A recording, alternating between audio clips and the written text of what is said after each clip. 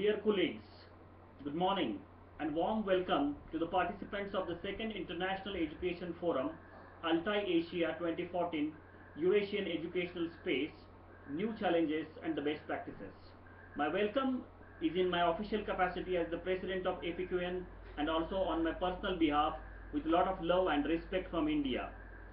At the outset, let me convey my hearty congratulations to Altai State University, which has recently become the institutional member of Asia Pacific Quality Network. Now, as you know, the issues of the quality evaluation and quality assurance are becoming more and more vital and necessary for universities. The problem of higher education quality assurance is crucial to whole world community. The forum objectives and topical questions reflect very good the current situation in the sphere of quality assurance. I take this opportunity to congratulate Cork, which is Quality Hub of APQN. I am sure Erika Soboleva and colleagues will continue to be the quality ambassadors of the movement of APQN. They will strengthen our collaborations of the Russian universities with the Asia Pacific. We will be very happy to also collaborate with the Association of Asian Universities. Currently, one of the interests of the Russian universities lies in cooperation of Shanghai Cooperation Organization countries and as well as Asia Pacific.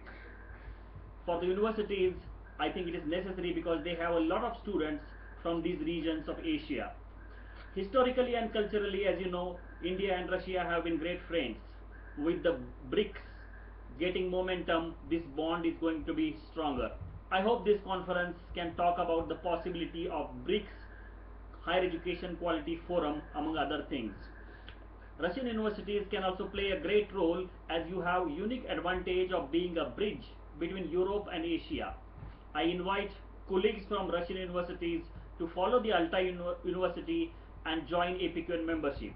APQN membership not only gives you visibility, but it gives you a lot of opportunity. The most important opportunity is in terms of various projects.